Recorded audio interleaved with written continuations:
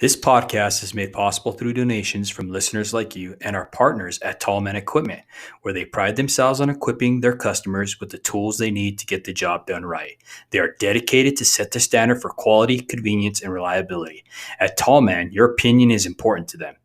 Rate and review any product or tool you've used on their new website at tallmanequipment.com.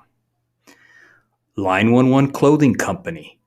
Making apparel for our first responders with a positive message to patriots that you can be proud of. A proceed of the cost goes to helping our foundation ignite the fire for father engagement. Give them a follow at Line11 Clothing on Instagram. And last but not least, Monzingo Knives. Each knife is created with craftsmanship that only a tradesman could provide.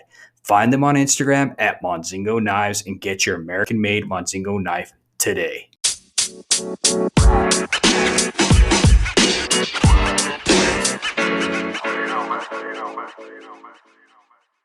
Hey guys, welcome to the Show Up Dad. This podcast is created for hardworking fathers. At the Show Up Dad, we recognize that fathers providing for their children is certainly important.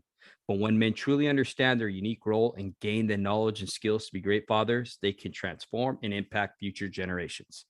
Today's guest is Cody Sandoval. He is a Christ follower, a husband, a father, a friend, and a journeyman lineman. He's been in the trade for about 20 years. He topped out in June of 2006 from the best apprenticeship in the country, our very own Nev JATC. He currently works at a Phoenix utility out of Local 266 for about 14 years, where he's been heavily involved with the apprenticeship for about 9, teaching transformer theory.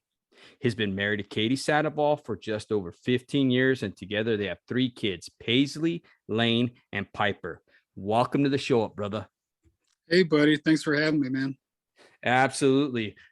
Cody, as we always open on the show, I like to have you give our listeners a brief background history about yourself, like your childhood, your upbringing, and stuff like that, if you don't mind. No, it's cool, man. Yeah, I grew up in Yuma, Arizona. I was actually born in Casa Grande, but we moved to Yuma shortly after that. Yeah, my mom and dad were together for, I don't know, they were together till I was about 5 or 6, and they ended up splitting up. But my dad was always a part of my life, and he was a truck driver by trade. That's what he did. But he also liked to, he also did a lot of woodworking. So it's kind of funny looking back now, because I'm very detail oriented in what I do and how I go about my jobs and laying my stuff out and doing all that. And it's funny because I can look back and see a lot of traits that my dad had that I now have, you know. So it was a lot of it was a lot of fun growing up there in Yuma, man. I had a lot of good examples, a lot of men of God that were good men of God that spoke into my life from a young age. And yeah, just, I don't know. It was a little tough, I guess, growing up without having my dad around, but there was always those men that always were able to come in and kind of make up for things that I was lacking, you know. But my mom, on the other hand, I tell you what, man, my mom is tougher than woodpecker lips. She really is, man. I have yet to meet a human on this earth that is a harder working person than my mom. She, my work ethic, my grit, my worth ethic, and my grit, man. I know I get that from my mom. And growing up, man, we didn't have a whole lot. I grew up in a little trailer out in the foothills, you know, but we never did have a need that went that, you know, we never went without. You know, everything that we needed we had, and she made sure of that. Growing up, she had 2 jobs for a long time. She'd work all week, and then on the weekends she'd get up 4 or 5 in the morning and throw me in the car, and we'd go and she'd clean office buildings, and called them the old cleaning jobs, you know. Yeah. And yeah, she was tough, man. She was a tough lady. But we did that for a long time, and when I got into high school, she ended up becoming a bailiff in Superior Court there in Yuma County. She was actually the first bailiff, female bailiff, excuse me, in Yuma County ever. Mm-hmm. And it was pretty cool, man. I mean, we went from not having a whole lot to doing a lot better. And yeah, it was a good time, man. I did a lot of hunting and fishing, more fishing than hunting. I'm a huge bass fisherman. Oh, right So, on, right on. yeah, heck yeah, man. So, but it's kind of funny, man, looking back and seeing all the influences in your life and how they shape you. Mm-hmm. It's interesting. It really is. But anyway, getting back into high school, I went to Yuma High. Mm-hmm. Go Criminals. So all my buddies will be like, yeah. So yeah, Yuma High School, man. Freshman year, I got into a welding program there. And I really thought that was something I really wanted to do, was be a welder. Mm-hmm. And the underwater welding thing really interested me a lot. And in the meantime, my sister had married a lineman, which at the time I had no idea what linemen were, or had no clue. You know, he worked on power lines. That's about all I knew, and didn't have any idea what that entailed. And he actually ended up starting his own contracting company here in Phoenix. Oh, wow. And I went to work for him one summer between my freshman and sophomore year. Mm-hmm. And oh man, I was just like a yard grunt, you know? Yeah. Just doing whatever they needed. But one day we had to go run some material out to a job. And I remember going out and all these guys were up in the air working, you know, and I was like, what the heck? What's that all about? And he like looked at me and he was all, that's line work, kid. Like, what are you talking about? You know, I was like, holy crap, man. I was like, I was hooked from then on. I was like, I'm doing that. And that I was just hooked. I knew that's what I was going to do. And from then on, you know, he helped me out a lot. He told me what I needed to do, kind of the direction I needed to go in the ways of like schooling, what I needed to concentrate on and get good at. And man, I tell you, that's what I did. I just kind of buckled down and got her done. Mm-hmm. And when I graduated high school, I graduated in 2000. I ended up getting my CDL and I took some college classes like trig and electrical theory and stuff like that. And just trying to get hired somewhere just as a groundman, just to get some experience. And finally I got on with a utility here in Arizona, and I was applying for apprenticeships and everything. And in 2003, I ended up going to Cal Nev. But, wow. Yeah. With Hoppy, right? It was Hoppy here at the time, or? Dude, Mondo was running the program. Bob Bass was there, assistant. And oh man, there were some good instructors there. Felix was there. Uh-huh. Roy. Roy. You remember Roy Young? No, I never met Roy Young, no. Yeah, dude, he was I tell you what, that guy had more experience than good. Dude, I swear to criminy, that guy knew Slim. He'd been around, dude. He'd seen some stuff. He was a heck of a handle, Roy, man. I really appreciated him. That's awesome. Yeah. Brother. Going back to your childhood, brother, I wanted to ask you, how do you remember your father interacting with your mother? Because that plays a big role. I know that is in a young man, you know what I mean, and how we treat our wives. So what do you remember from that? Yeah, you know, some of my earliest memories, I remember my mom and dad. It's kind of funny. Like I remember back, one of my earliest memories is my dad picking me up from school, and he used to go and we'd stop by the drugstore, grab me a root beer, you know, and we'd go home. And I was real young though then. Like I was probably 4 or so, something like that, picking me up from daycare or whatever. But they got along great. But my dad had some issues, you know. He had some drinking issues and stuff like that he just never really could get over. But oh man, I tell you, there were a lot of really good memories, and there were a lot of other ones, you know what I mean? Yeah, for sure. Yeah, so my dad though, after all that stuff happened and they split up, they had it's kind of funny. They were, and it's kind of hard looking back on that because, Yeah, for sure. but my dad always had a good relationship with my mom for my sake, Yeah. and they spoke well of each other, and my mom never badmouthed my dad in front of me, and my dad did likewise. But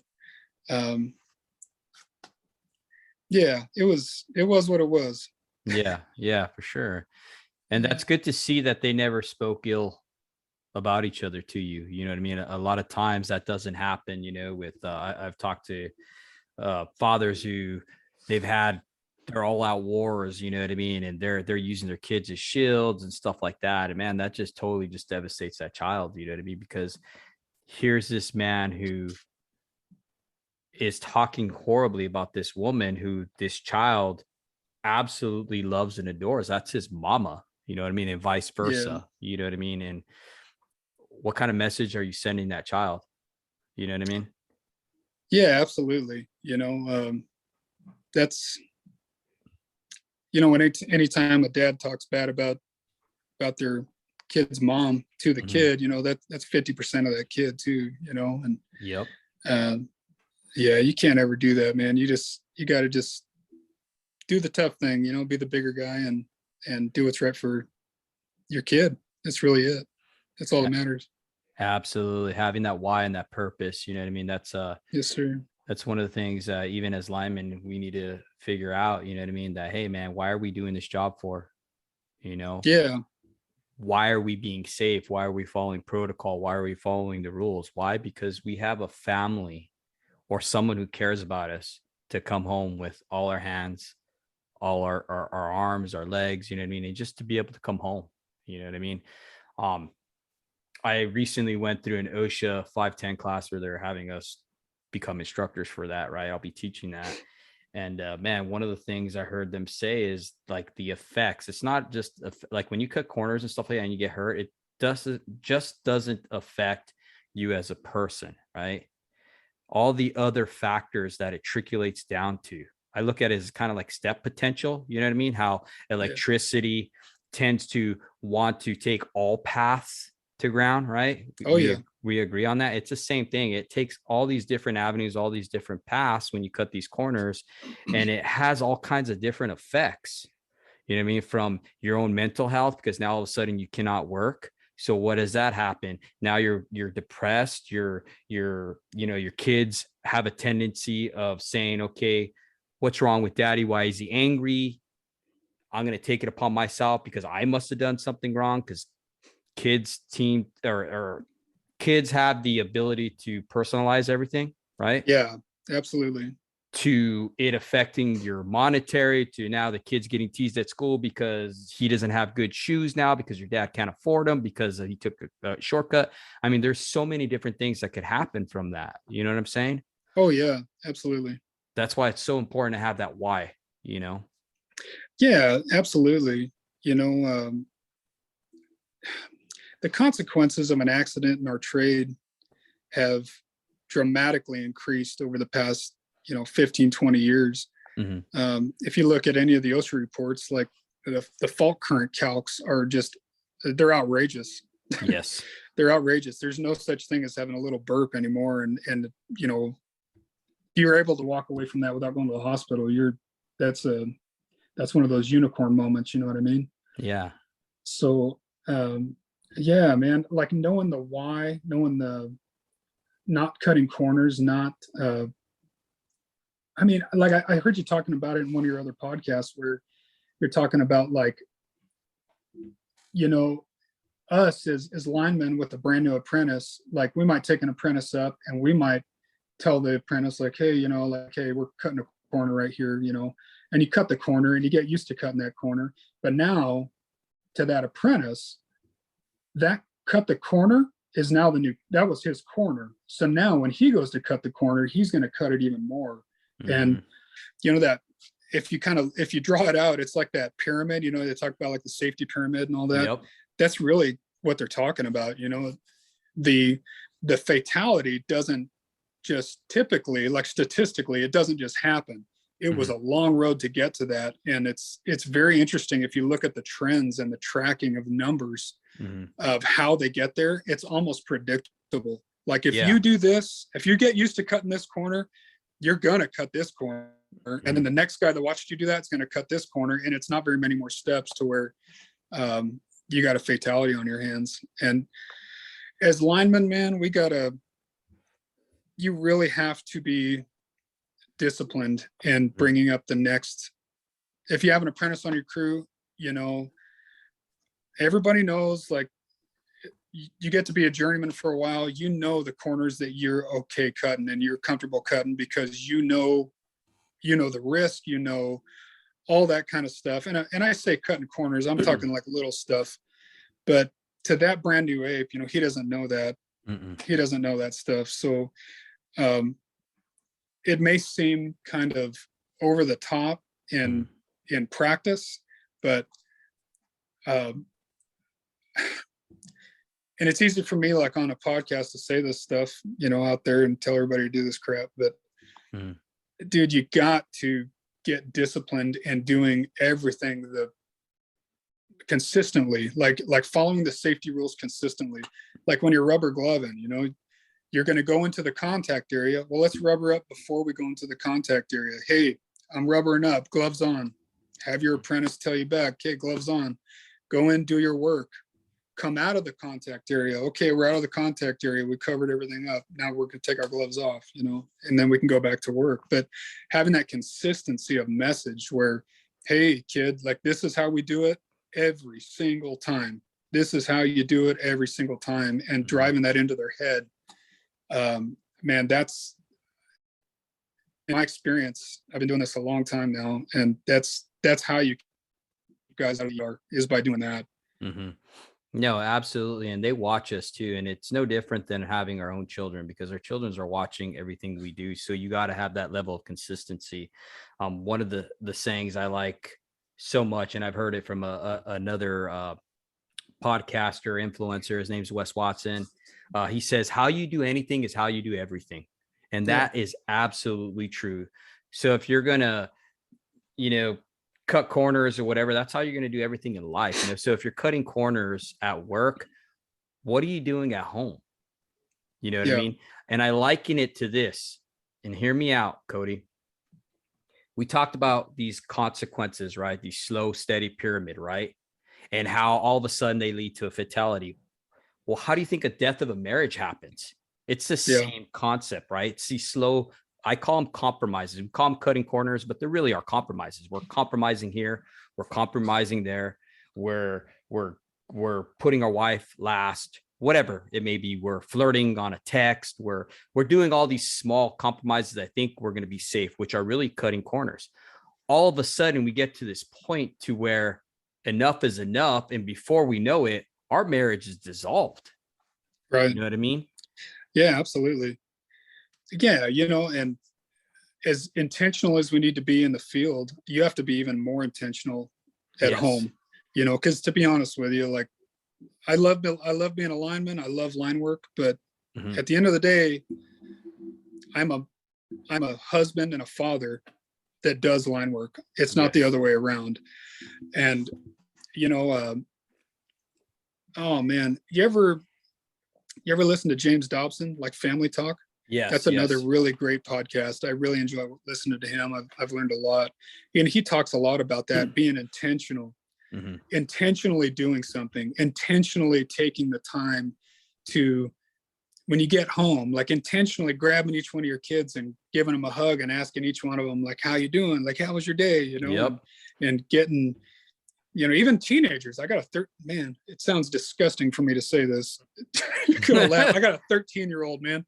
She just turned 13, and I'm kind of grossed out. I can't believe I have a teenager. Yeah, it's gross. But like, she'll have friends over, you know, and I don't let up. I ain't gonna let up around her friends. I come in the door, I grab her, I give her a big old hug, you know, and how's your day, you know, and she might act like she don't like it, but I know she likes it, you know. Oh yeah, she's awesome.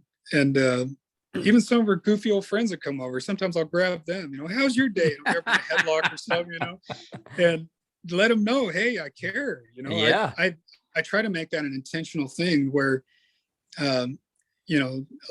it's easy, and I have to intentionally do it, but it's easy just to walk in the door and you're tired and you had a bad day and your foreman's a pie hole and your apprentice is half tarted and whatever the problem is, whatever it is, and walk in and just be frustrated and just kind of want to veg out and just watch a movie or something or whatever. But intentionality that's a huge part of succeeding in your marriage and your being a father, all of that.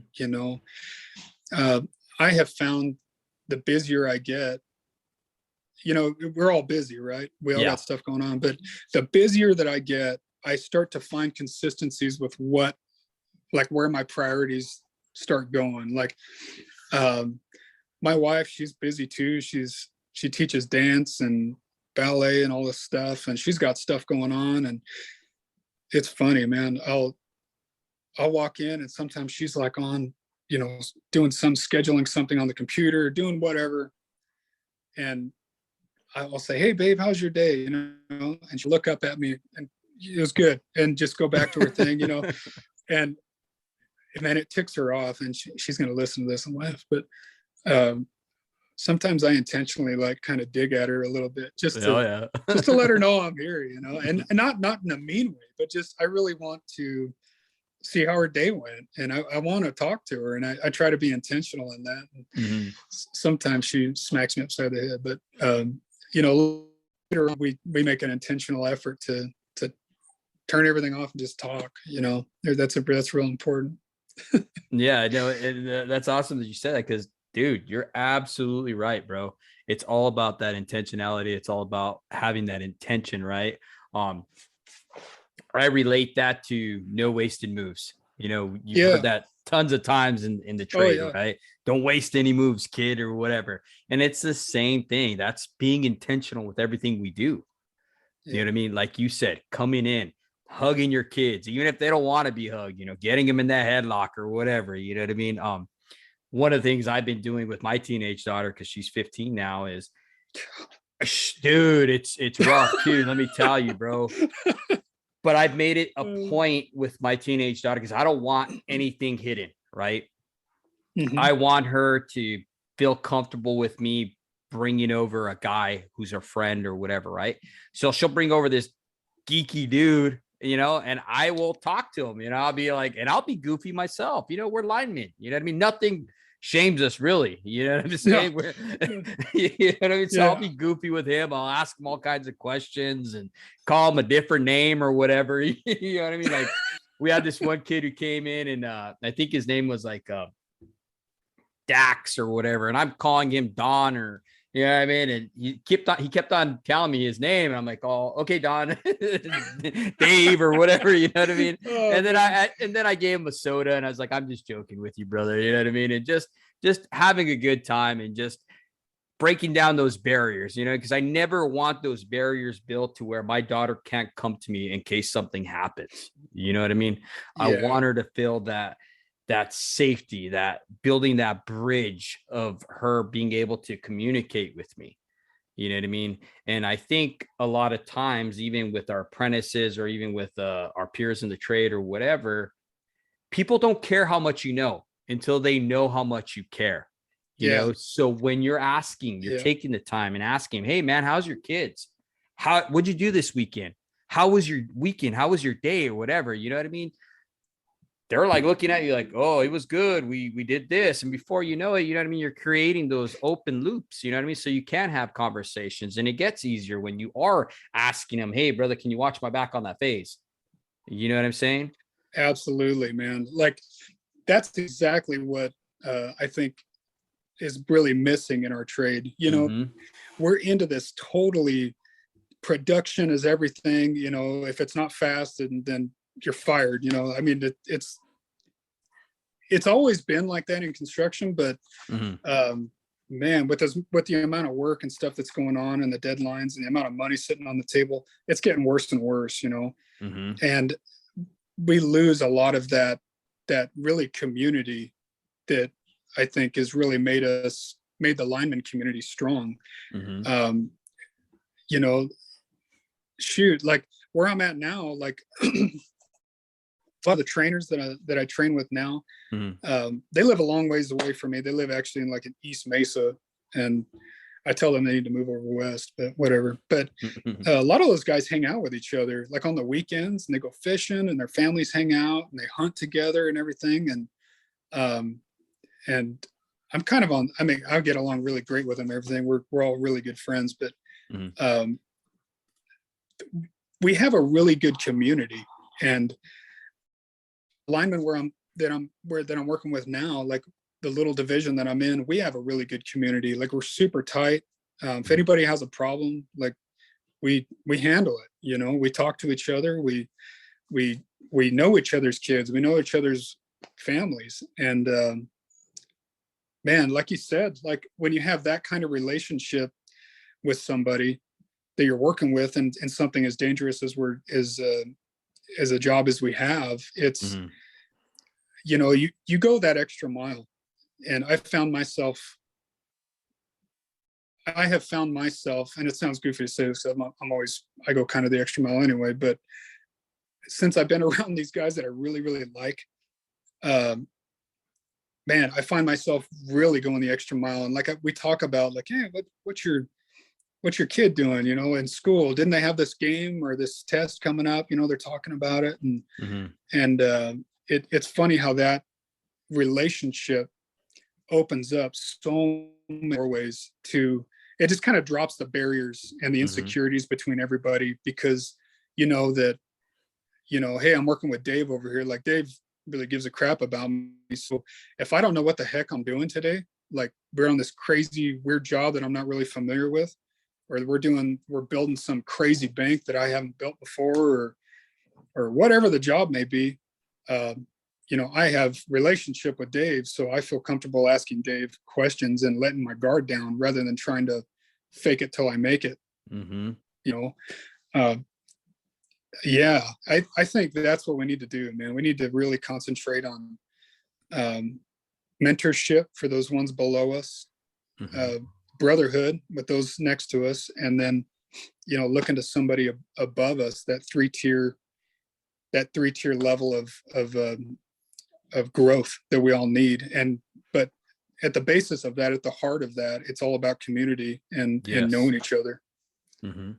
And I see that too, because like community, I mean, that's awesome that you said that, because we are a community, dude. We have a very unique job, and off that job, we have line wives, we have women who are friends with each other, who are stay-at-home moms who are supporting each other and stuff like that. You know what I mean? That's what we are. We have our own unique community, and we need to support each other. You know what I mean? It's interesting. I went to this apprenticeship conference where I met people that I had never met before. You know what I mean? Just via, uh, Zoom or whatever, and having podcasts and stuff like that. But I actually physically got to meet these people and shake their hands and take pictures with them and hug them. And they're all great, amazing individuals. You know what I mean? And we're all have the same purpose, which is trying to get back that community that you talked about. Because I think, like you said, there is a disconnect to where production is coming first, and that's overtaking that community. You know what I'm Yeah. saying? In the case of speed, right? In production, one of the guys I work with, Brock, amazing lineman. He comes from the Pacific Northwest. He's a hot sticker, super knowledgeable individual, right?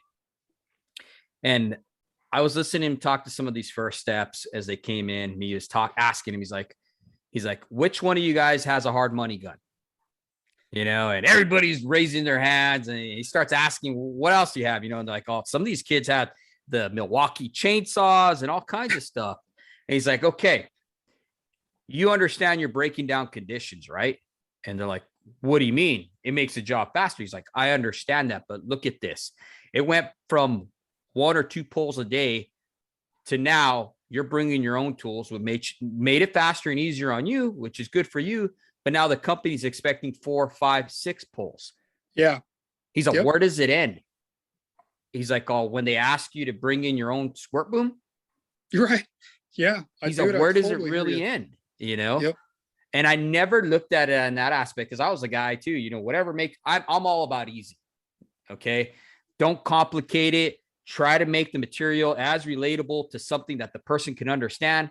And we're not building a Swiss watch. You know, that's what they used to always tell me. We're not building a Swiss watch, Dave. You know, keep it simple, stupid. You know what I mean? Because we have the tendency to overthink things sometimes. You know what I mean? Yeah. And that's how I learned in the trade is keep it simple, trying to find it relatable and what makes sense to me and go with it. You know, that way I don't have to put too much thought into it because this is a trade with no wasted moves. Right. Right. And when we're doing that, right, we're teaching these kids, you know what I mean? We have to teach them the correct way how to do these things. Right. And have that relationship and be relatable with these guys and be mentors for these guys and just be able to show them through that community that, hey man, it's okay to not know and ask questions. Because pride, right? Pride has a tendency to keep you quiet, right? And it's that shame, right? Because you're absolutely now all of a sudden you're afraid to ask questions. You're afraid to say, hey man, I don't know this. I don't want them to know. And like you said earlier, fake it till you make it. And that will only parallel you too far. You know what I mean? Or far, you know what I mean? Not too far, but it'll only take you so far. You know what I'm saying? Yeah, absolutely. Yeah. We talk about and what it takes to get information into someone's head and get it to stick. But as from an instructor standpoint, we can only do so much. For anybody, and this is just the basics of learning.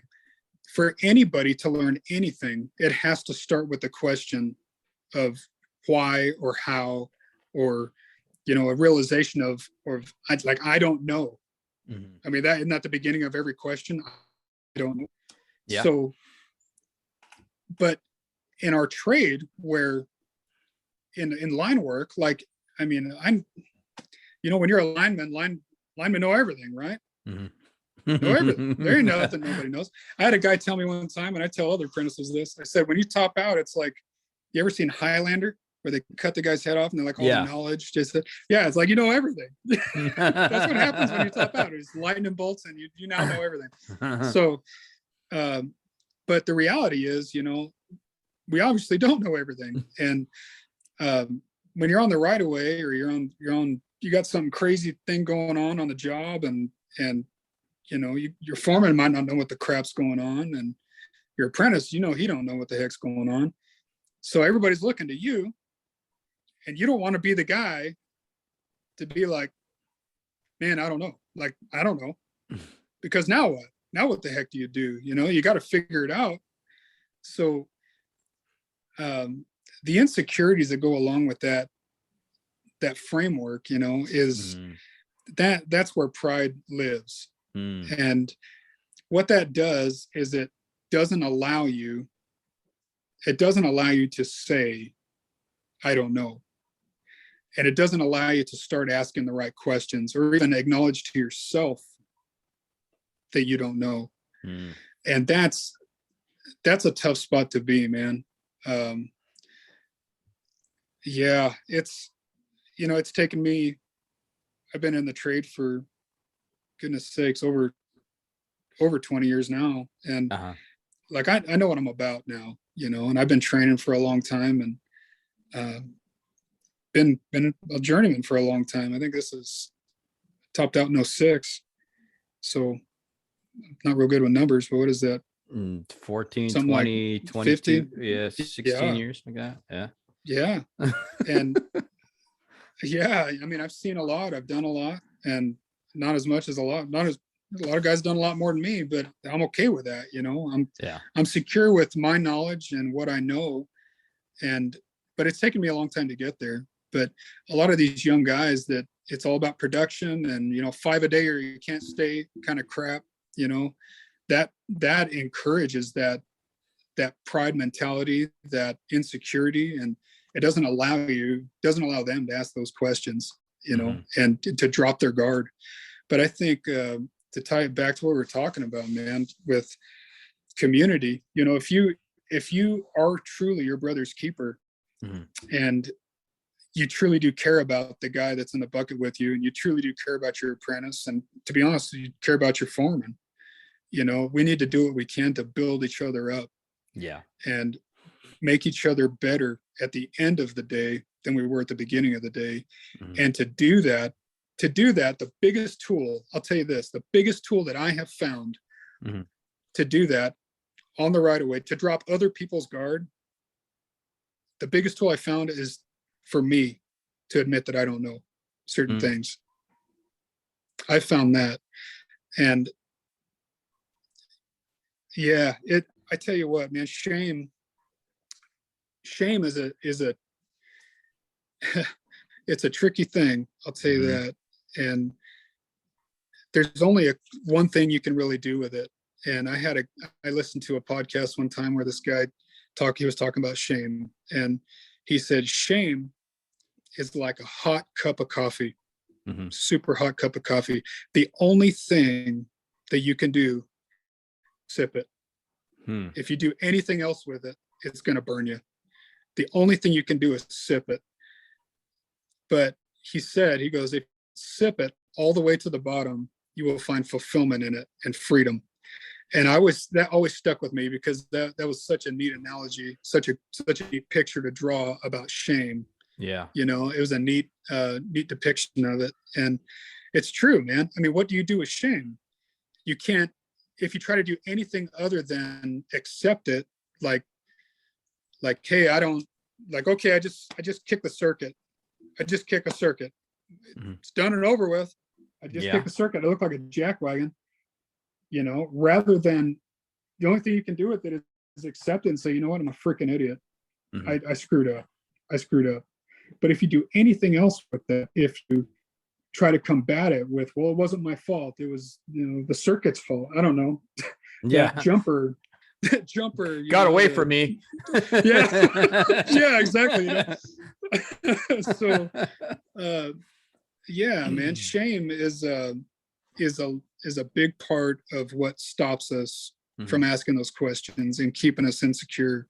But I tell you, from experience, if you can sip that all the way to the bottom and just accept it and move on, you're going to find a lot of strength in that.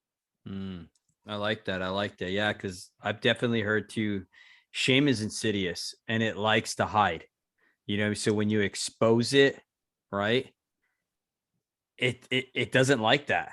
You know what I mean? And it takes little exposure every single time, because if you come to a person and you straight up ask them, and I've seen this, and I've had people do this to me, and I'm guilty of it myself, and anybody who's really honest with himself, if someone comes and asks you straight up a question and it's accusational, the first tendency you have is, I don't know what you're talking about, or I did this because that dude's doing this. And next thing you know, you're throwing that dude under the bus, and you don't mean to. It's just the way they came at you with the question, the way they framed it. And it's your instinct, shame, right, that causes you to do that. You know what I mean? Whereas if they would have came at you with a different approach, you could have thought about, like, you know what, you're absolutely right, man. I'm sorry, I didn't lock that up. I didn't do that. I forgot the lights. I forgot the reclosure. Dude, I used to have nightmares, bro.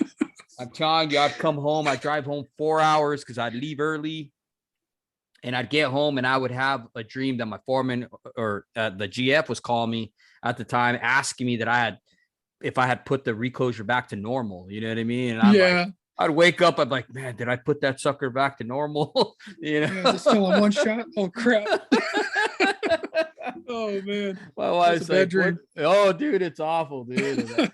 Man, that was probably one of the worst gigs I ever had, is being a foreman, man. There's definitely a lot of responsibility to that, dude. Holy smokes, you know what I mean? Yes, sir, I do.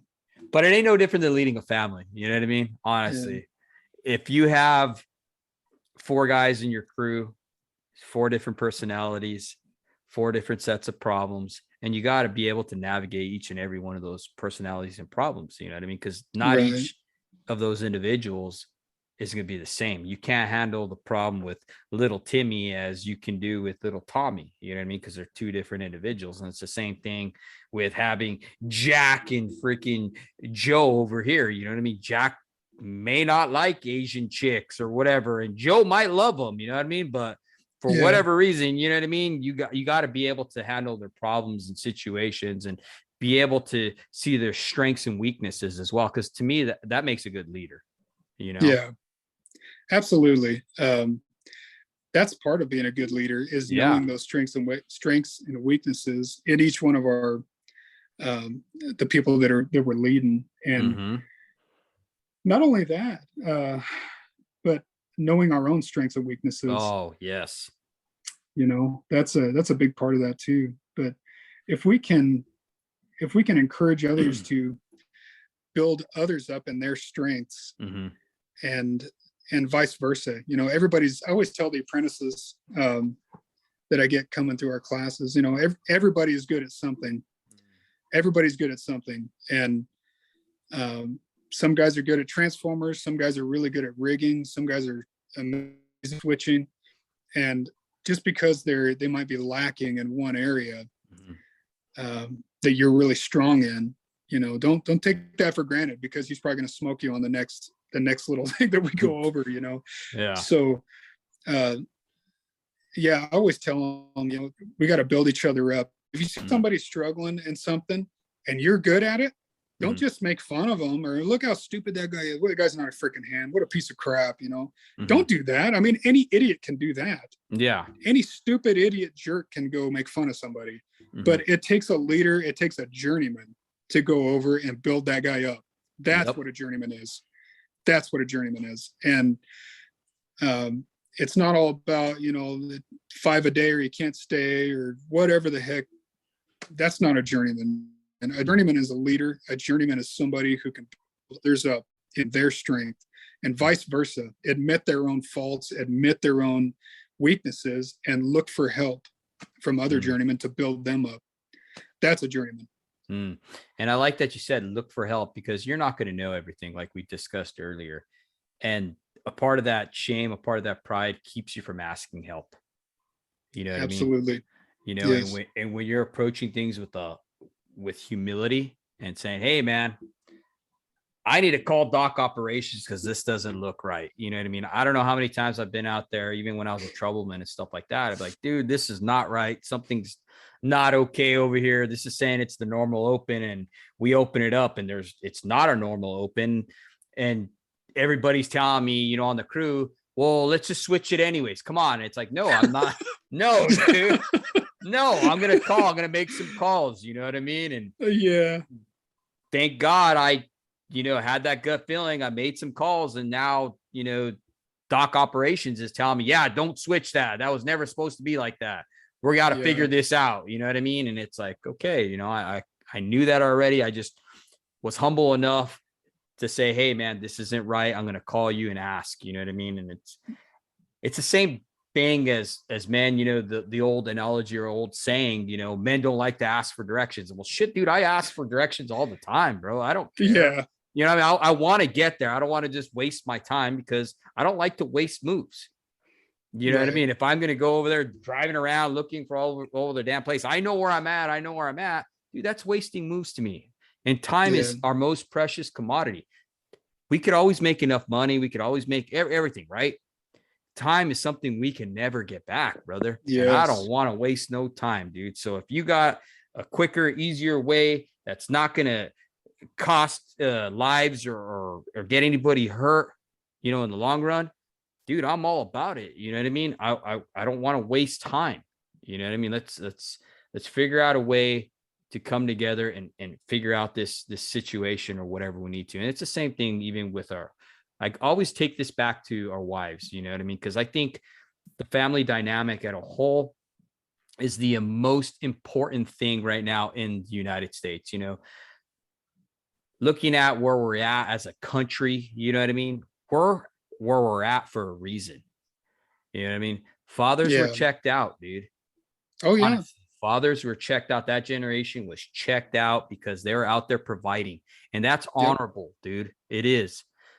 But they forgot the other thing they needed to do, which was be a leader and lead that family. And a part of being that leader is, like we talked about, a good leader is being able to find your strengths and weaknesses within your family as well and deal with it. You know what I mean? Same thing with their wives. You know, a lot of times we have a tendency to fight with our wives because there's tension, right? Right. What is actual the definition of tension? I looked it up, and tension is two opposing forces pulling against each other. Okay. And sometimes in marriage, that's what it feels like. We're pulling against each other, right? But in the same token, there's bridges that are made from tension, right? And those bridges can only stand because of that opposing force, that tension. Right. And that tension was never made to break you. It was causing you guys to grow. And when our kids see that you can work together with their spouse, right? Right. You're going to see that as a model, and they're going to have that in their head, and they're going to want to mimic that in their lives when they grow up. They're going to be like, hey, mama and daddy, they didn't have it perfect, but my God, they freaking worked their asses off. They did what they needed to do. You know what I'm saying? Absolutely. And, you know, I can't remember if it was one of your guests that was on one of your podcasts. We were talking about, maybe it was Eric Allen, where, you know, like when you have a argument in front of your kids, a lot of times, like you run into the bedroom with your wife and you'll have this knockout drag out, right? Big old slobber knocker in there. And then the kids are like, what the heck's going on? And then you come out and they're like, is everything okay? And you're like, yeah, just don't worry about it, you know? And I thought that was really cool how he was talking about, you know what? Drag your kid, don't drag them in there, but let them know what's going on. Like argue in front of your kids, let them know how to handle conflict or how to handle that situation. That because, man, there's a lot of lessons that you could never teach those kids about a relationship in that argument. And it's, you know, it's amazing how, you know, God always finds purpose, and he can always drag good out of every crazy situation that we think is just, you know, the end of the world. And man, I tell you that, let's look back on my my childhood, my parents, you know, I can remember a few pretty good knockout dragouts, and I never understood what was going on. Never did, you know, and it would just end in this big crazy mess. And being a little kid, like you said, you know, you're always wondering, like, man, was it something I did, or what are they arguing over, you know? And man, I think that's a really good tool to use in front of your kids. Meaning, like, if you have an argument, even if you do go into the bedroom, have an argument, you know, hey, tell your kids, like, hey guys, everything's fine, you know, me and mom are just arguing over this, and we just disagree. She wants this, I want this, and break it down for them. Let them know what's going on. And you'd be surprised, because if they're watching, you think they're not watching, they're watching, man. Oh yeah. They're watching. They know more than you think they're watching. And they're listening a lot more than you think they're listening. And you can turn that goofy argument into a blessing for your family to make you guys all stronger. So. No, absolutely, man. I agree with you 100%, brother. I wanted to ask you before we get off of here, Cody, what is one thing that you can tell our audience, father, lineman, husband, whatever, what would you tell them right now that could help them? Man, I was given some advice one time. It was this: a dumb man learned from his own mistakes. A wise man will learn from other people's mistakes, but a stupid man will do neither. Wow. A stupid man will do neither. And I'll say that again. A dumb man will learn from his own mistakes. You know, you put your hand in fire, you're going to learn that hurts. You're dumb. We're all dumb in the beginning. A wise man will learn from other people's mistakes. And so a wise man will view somebody making a mistake and learn from that guy's pain. But a stupid man will do neither. And that always stuck with me, because I asked the question, like, what's the difference between dumb and stupid? And they told me that. And I was like, holy cow, like that's it, man. Stupid. And with as much stupid that is going out there in the world right now, you know, we have people making some just crazy decisions, bad decisions. Fathers, linemen, just everybody, man. This whole world's going crazy, it seems like. And if we could just learn from other people's mistakes, at minimum, be the dumb man. At minimum, be the dumb man. Learn from your own mistakes, but try to be the wise man and learn from other people's mistakes. Man, if we could do that, I think we'd be better fathers. We'd be better friends, better linemen. All the above. Right on, man. Cody, thank you so much for coming on here and just sharing all your wisdom with us, brother. I appreciate you. I know you got some awesome stuff coming up. I can't wait for it to launch, brother, because you are amazing, dude. And how can people get a hold of you and follow you and stuff like that? So I've got a Instagram, just Cody Sandoval on Instagram. Starting a little side project, Highline Academy. So if you want to go on Instagram and YouTube, just Highline Academy on Instagram and YouTube. Yeah, I even have a TikTok, man. How crazy is that? I would have never even thought that was a thing. I heard their Chi-Coms on them or something, so I'm kind of torn up about it. But I even have a TikTok. Right on, man. So yeah, kind of weird, brother. It's a new territory for me.